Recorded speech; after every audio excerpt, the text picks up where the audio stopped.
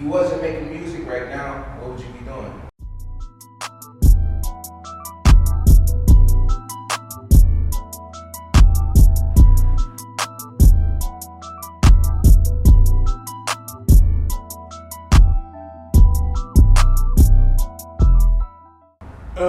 Working at a fucking warehouse somewhere, probably trying to sell some drugs or something, like trying, I mean, like, cause it ain't what I'm on for real, some shit like that. Like I wouldn't be doing nothing else. I really can't see myself doing nothing else. That's why I feel like this shit is like all or nothing for me, cause like it's either this or just try to work a regular job for the rest of my life or try to do something. And I ain't never really seen myself doing nothing else. What is this? I just turned the mic up. That's not.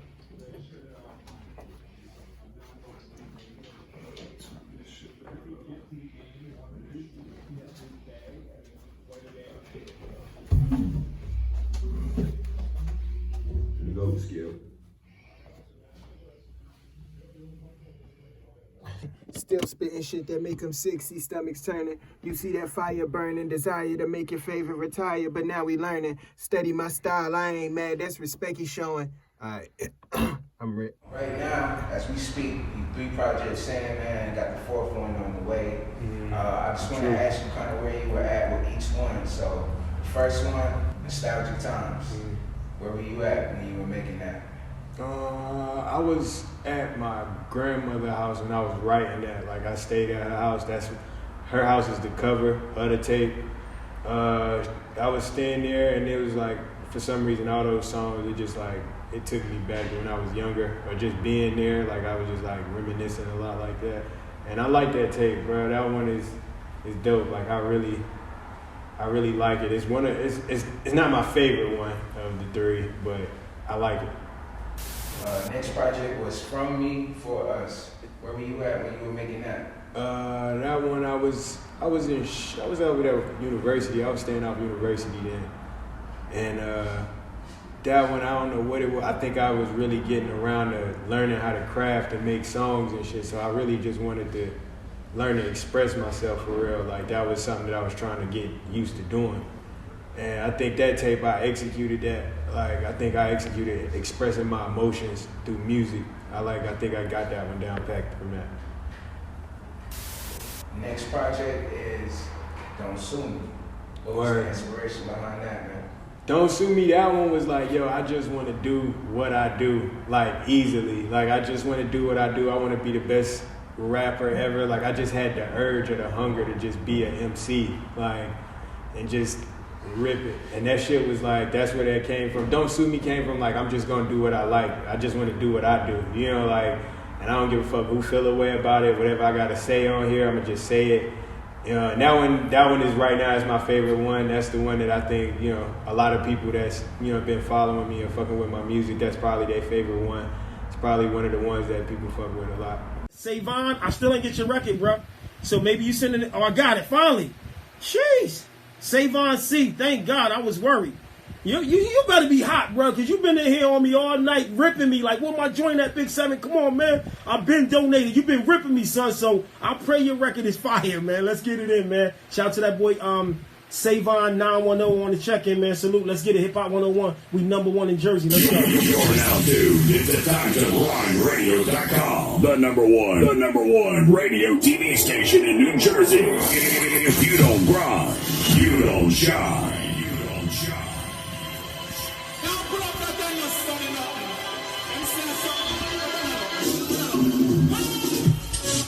It's that shit that's before the tape. I murder niggas and I don't plan on taking a break. Jack the Ripper, you rappers ripping niggas, you fake. Fracture your face, frag grenades when I'm spitting, okay?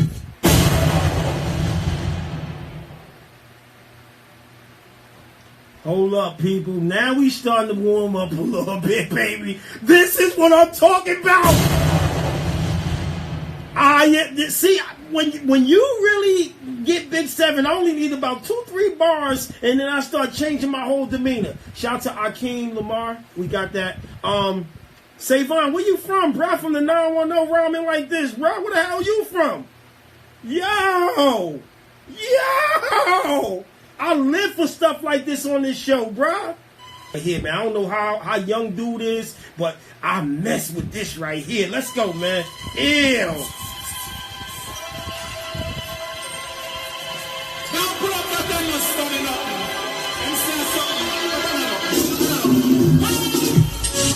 This that shit that's before the tape. I murder niggas and I don't plan on taking a break. Jack the Ripper, you rappers ripping niggas, you fake. Fracture your face, frag grenades when I'm spitting, okay? Spiffing clean, spick and span like I'm Dapper Dan. You dancing Dan rude, but I damaged your plans. Plan the Hold the fuck up. Drum roll.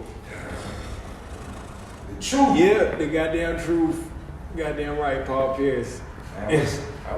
What's inspired the name behind that, first off? Telling my truth and, you know, just like being honest. Like every time a lot of niggas that hear me rap, they'll say that's something that you hear, like, oh, that nigga the truth, or he can rap, or like, you know, that's something that you'll hear. I heard a lot, and that's really a name that was sticking with me. Like, I don't know why that shit was sticking with me and shit like that. I really wanted to name it like something like strictly for my fans or something like that, but I'm like, niggas already did that. Like, somebody got that name. It was some shit like that was sticking, but the truth has stuck. Like, yeah, it's like me telling my truth too, you know, like me telling the truth. I ain't read exactly what it said. Now, would you say it's a sound change in this project? I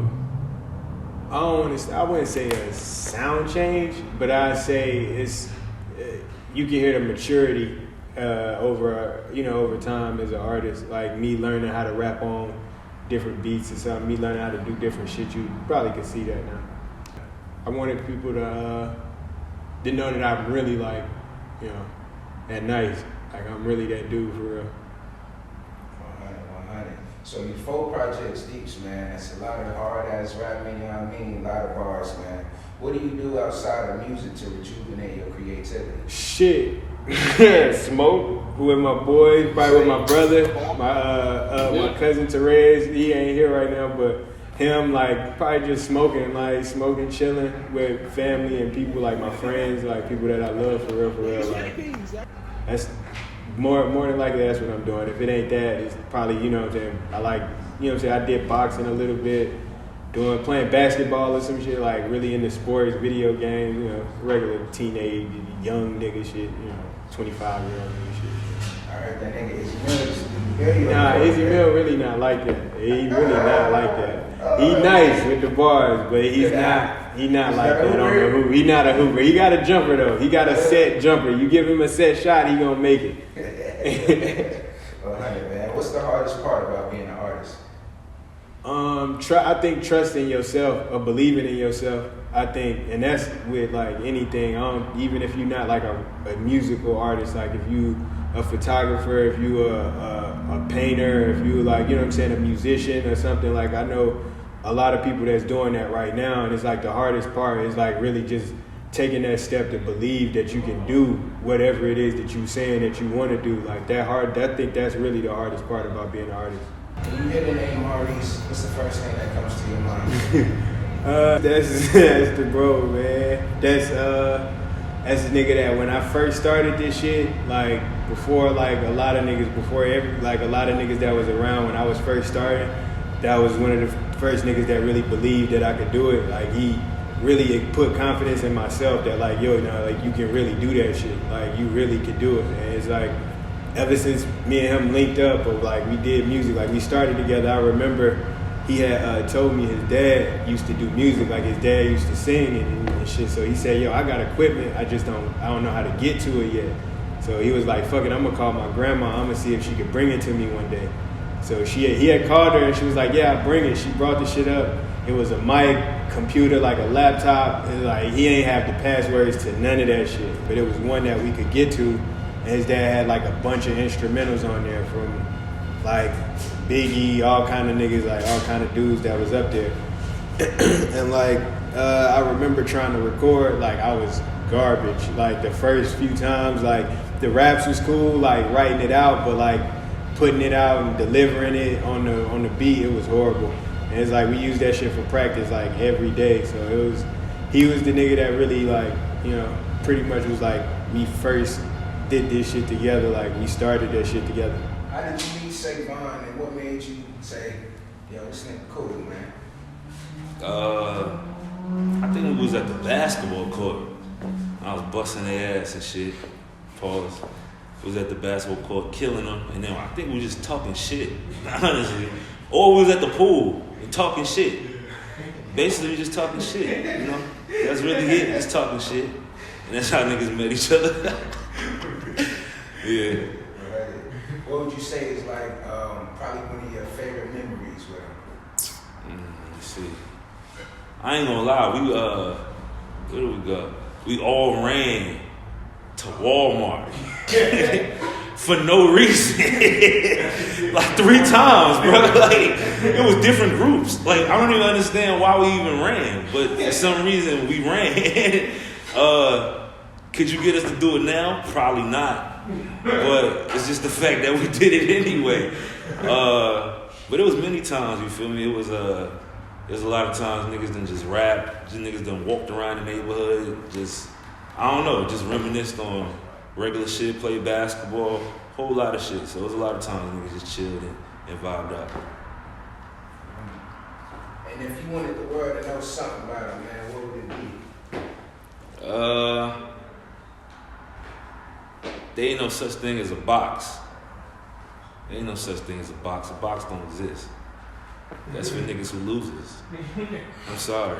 You're just a loser if you in a box. I'm sorry. We done put a bomb in a box. We busting out. You feel me? We good. Niggas can do whatever we want. Whatever. Fashion, music, whatever you want to do, we can do it.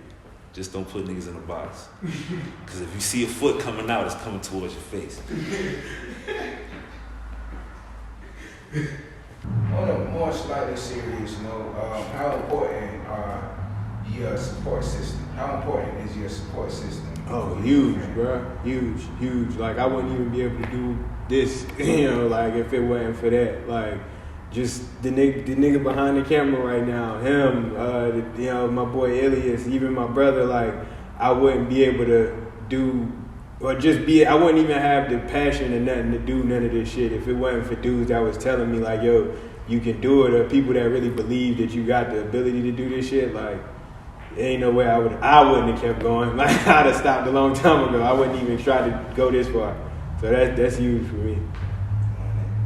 Alright, so when you hear the name Elias, man, what's the first thing you think of? That's the Brody too, bro. That's the bro right there. I met that nigga when I was failing my classes in school, and so I'm a year older than him, so I wasn't even supposed to be in his class. That's how I be looking at it. Like, I wasn't supposed to be in this nigga class, but me and him, we was in a class together. I had algebra class, and it was me and this dude, me and my boy Taz. Huh? Geometry? Yeah. That shit was geometry? Okay, yeah, damn, I forgot. It was geometry or some shit like that. And I had my boy Taz in there. I was really in there. It was me and him.